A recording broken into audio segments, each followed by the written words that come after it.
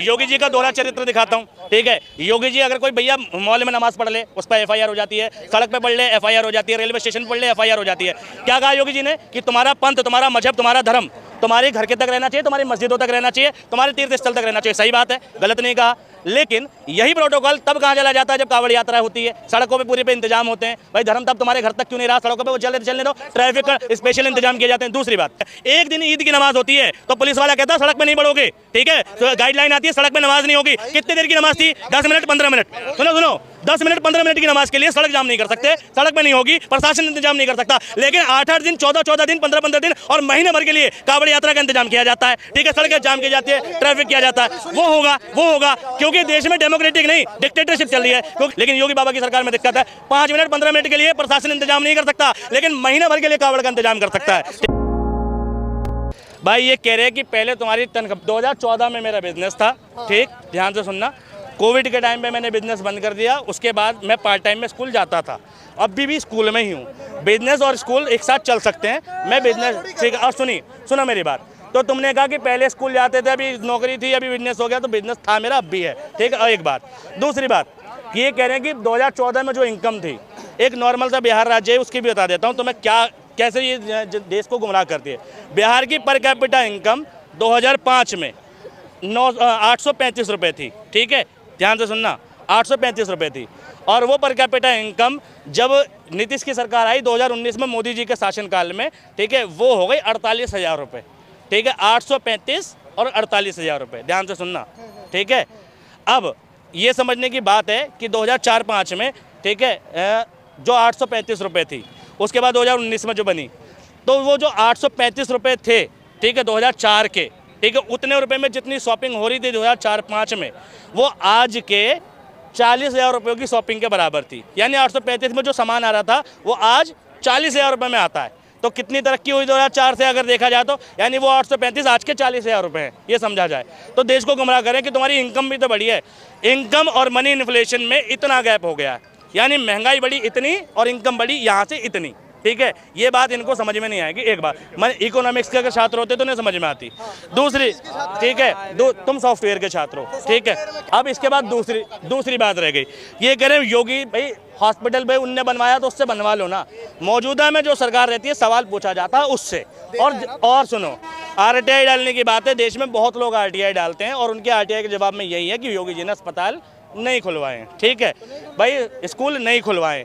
और रही बात सड़क, तुम देख रहे हो सड़कें पहले भी बनती थी, रफ्तार बढ़ी इस गवर्नमेंट में, सच बात है, नितिन गडकरी परफॉर्मिंग नेता है, ठीक है।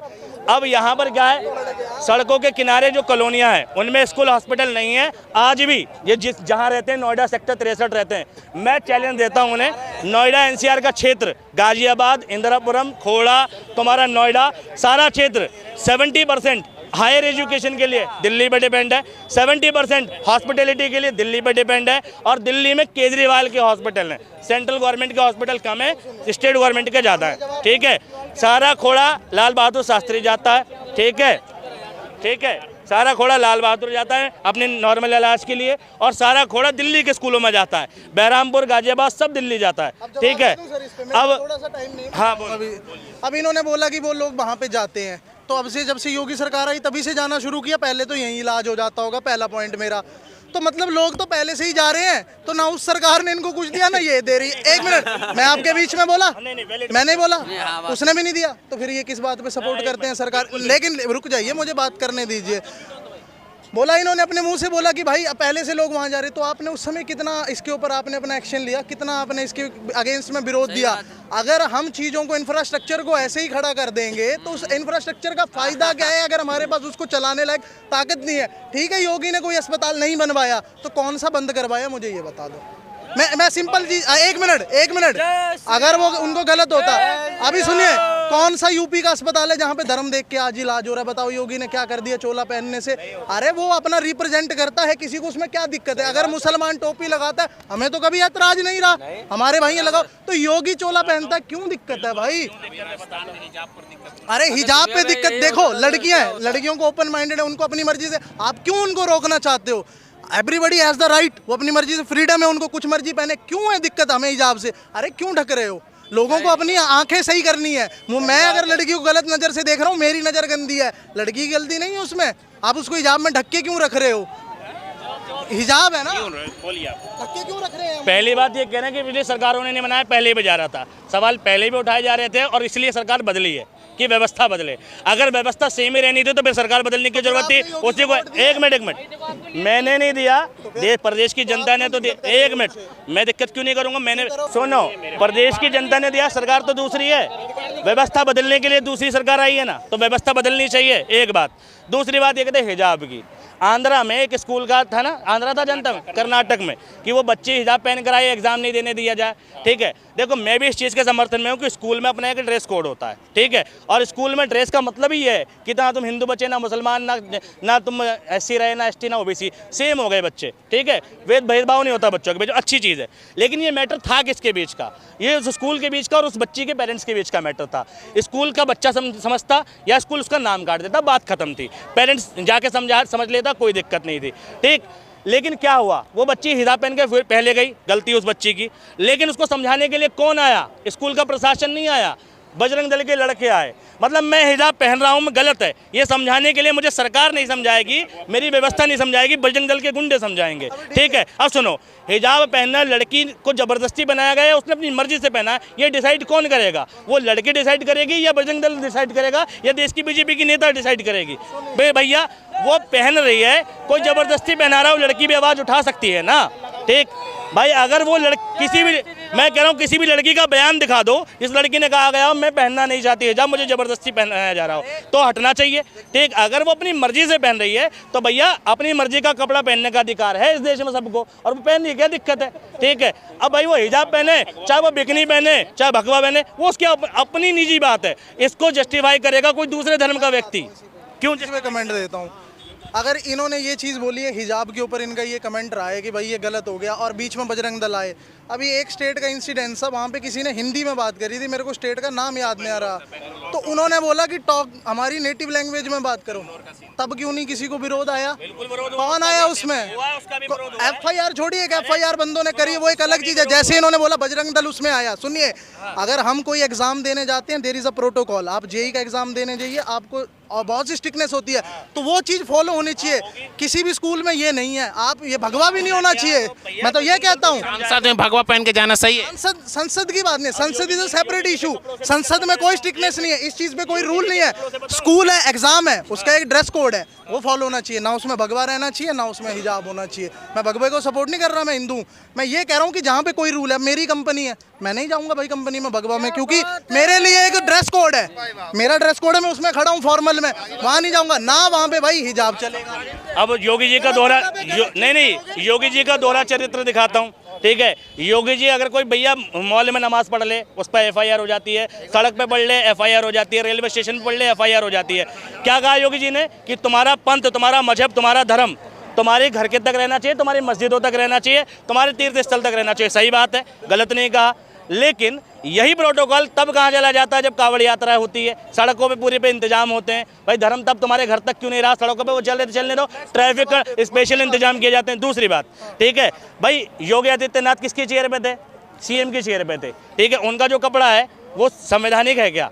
वो किसी धर्म को रिप्रेजेंट करता है, तो तुम्हारा धर्म तुम्हारे मठ तक क्यों नहीं रह गया?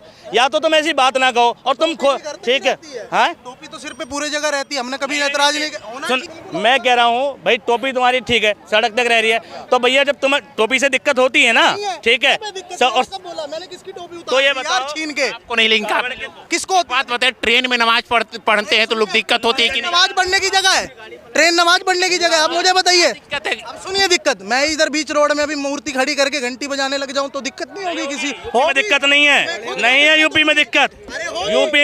यूपी में अरे भाई, कावड़ के दौरान, एक मिनट, कावड़ के दौरान कितना इंतजाम था? ठीक है, GT रोड पे, ठीक है। ये मुस्लिम का भी एक फेस्टिवल होता है जिसमें रोडों पे लेके वो मारते हैं, उसमें नहीं देते हम इंतजाम, हम नहीं देते उसमें भी तो होती है स्पेशल छूट।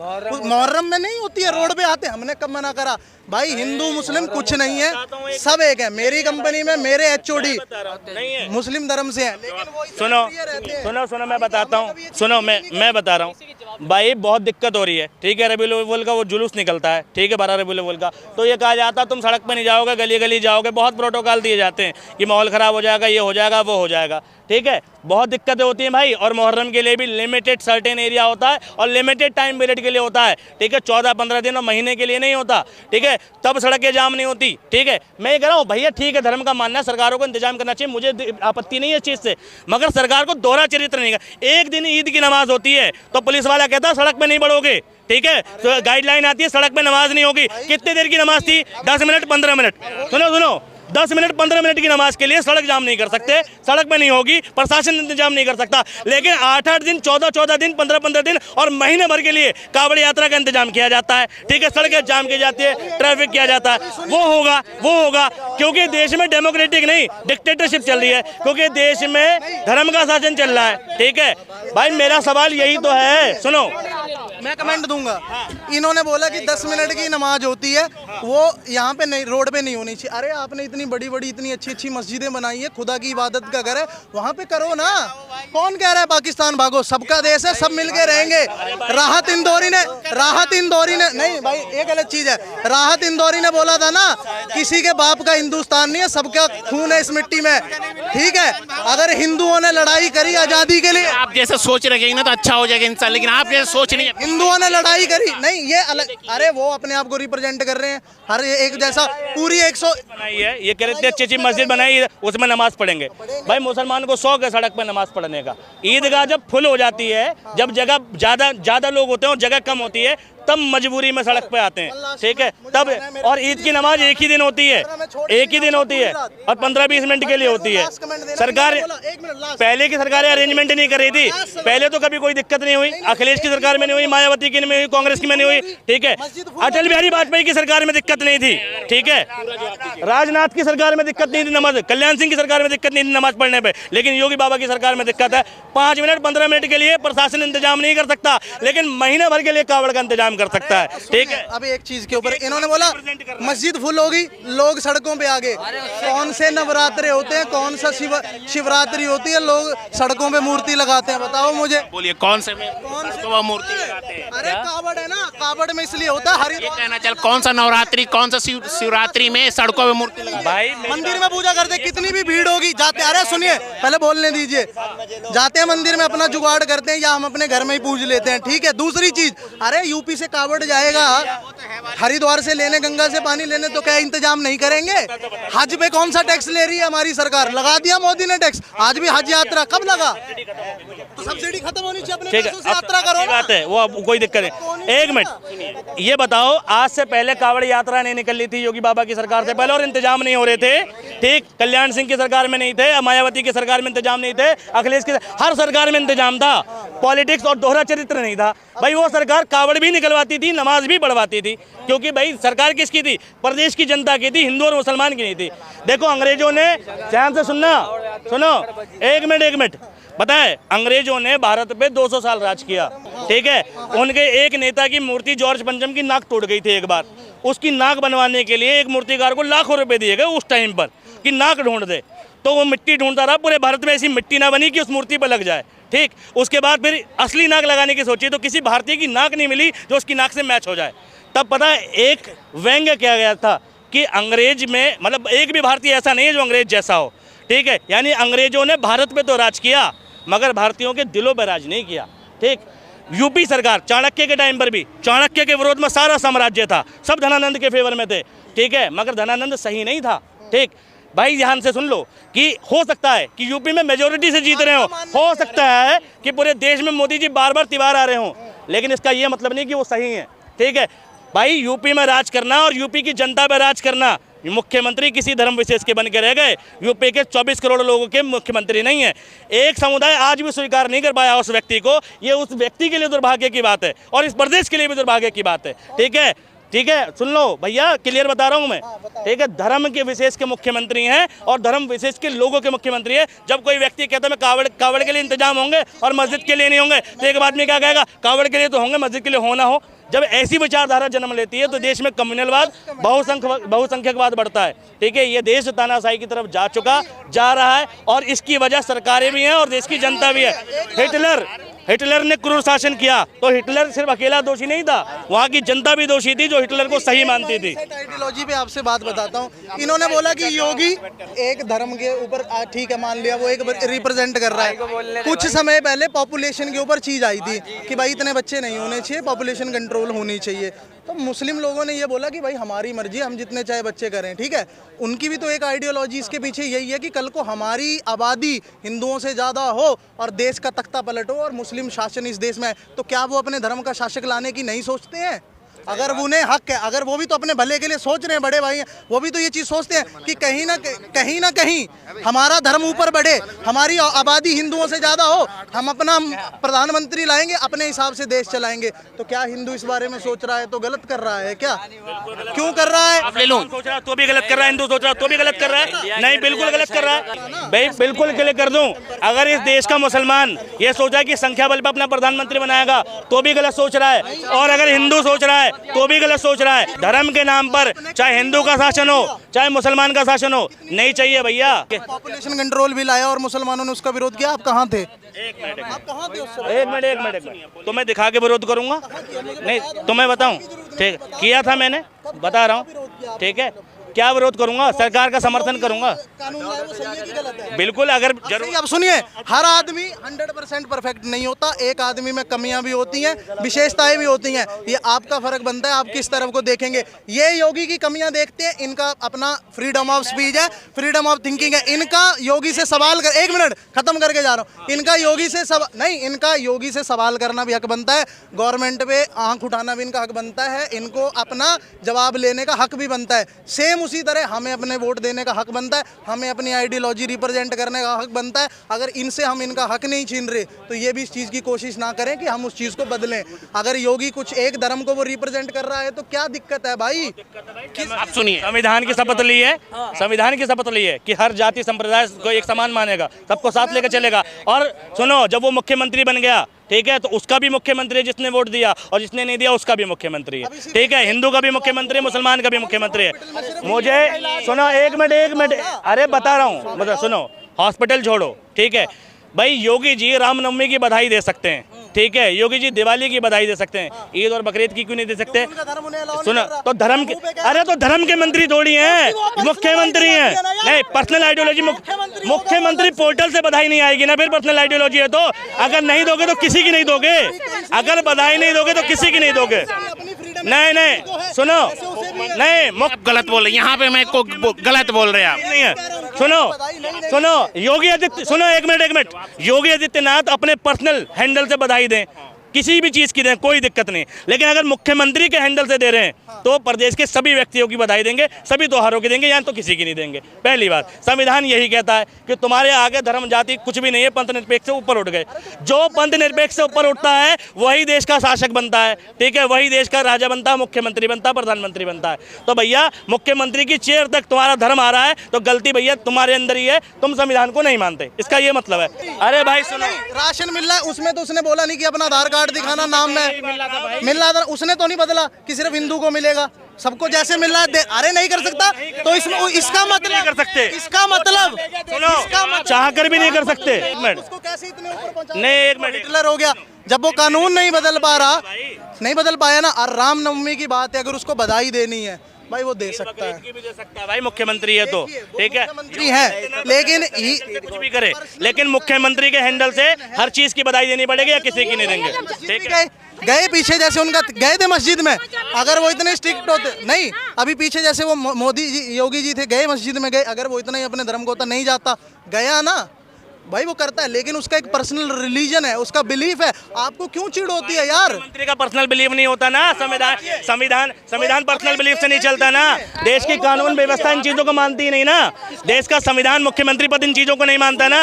सुनो, अगर आप मुख्यमंत्री हो गए तो आपका धर्म नहीं है ना, फिर आप मुख्यमंत्री हो, ठीक। अगर हिंदू मुसलमान होना तो फिर मुख्यमंत्री से अलग होकर बात करो, ठीक है। सुनो, नहीं, पर्सनल आइडेंटिटी मुख्यमंत्री पोर्टल से नहीं चलती है। तो हिमाचल में अभी सुक्खू जी की सरकार है, वो हिंदू नहीं है क्या?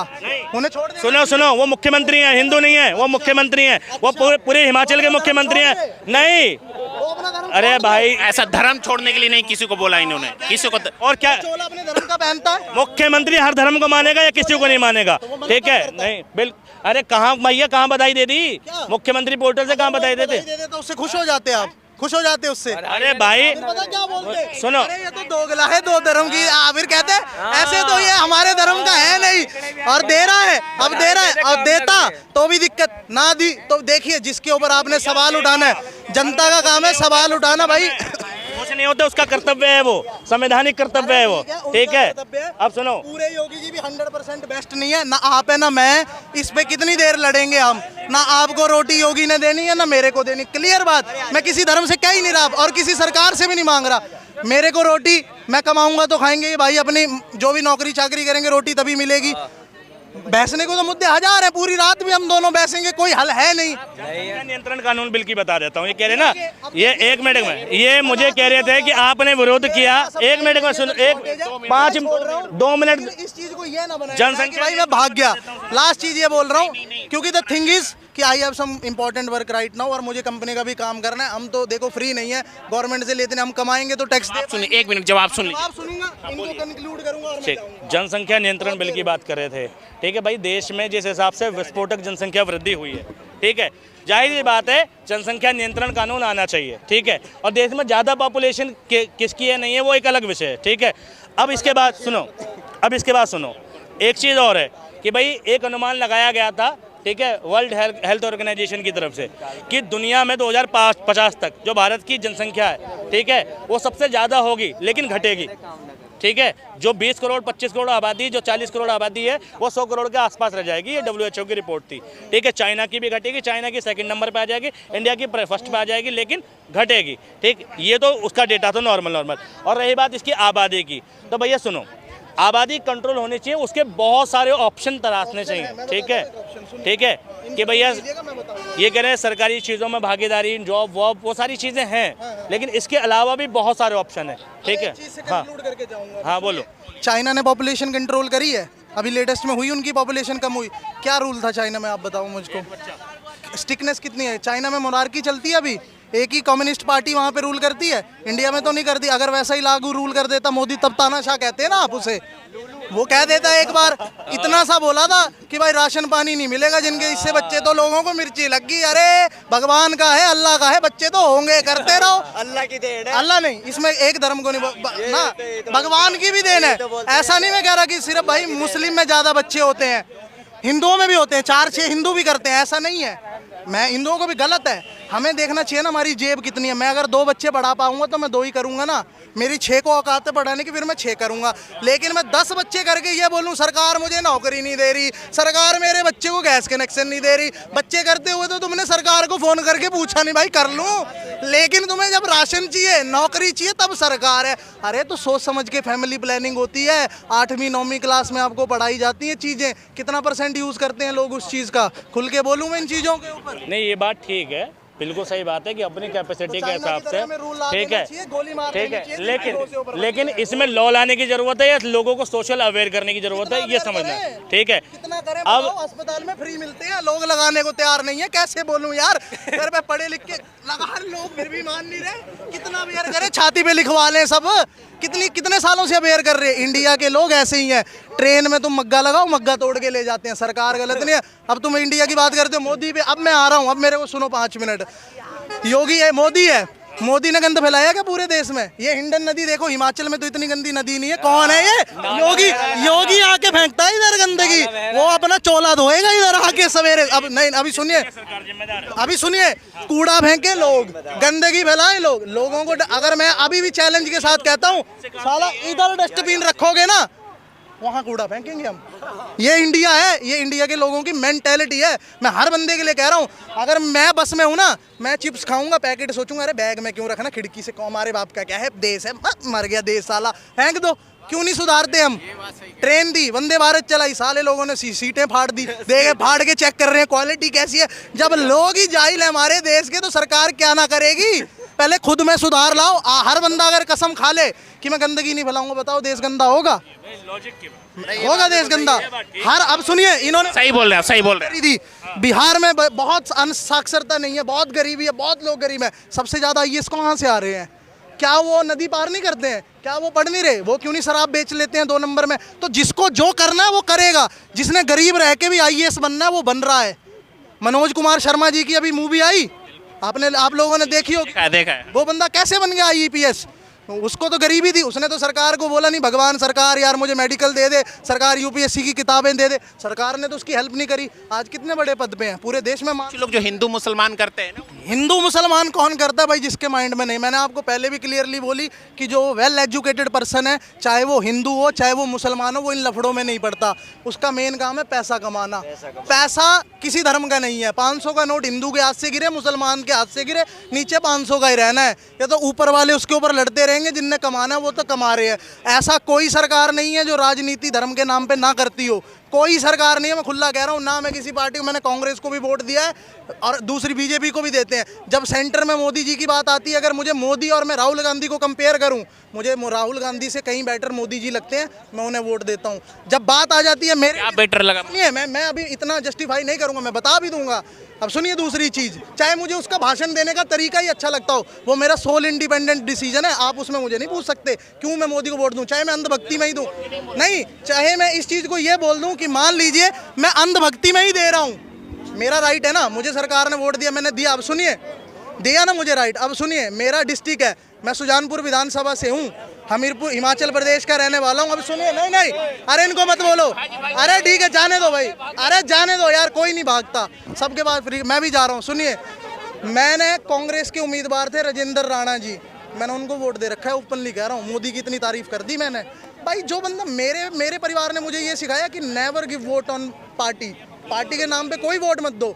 मुझे अगर मोदी सही लगता है मैं मोदी को वोट दूंगा, मुझे सोनिया गांधी अच्छी लगती है मैं उसे भी वोट दूंगा। मुझे मनमोहन जी की जो अच्छी क्वालिटीज़ लगती थी, he is a very literate person, PhD holder बंदा था, इकोनॉमिक्स था वो, उसकी जो क्वालिटी है मुझे अच्छी लगी, मैं उसके ऊपर कभी नहीं बोलता। तो ये कंक्लूड करूंगा, ये चीज़ें खत्म। आइए इधर आइए।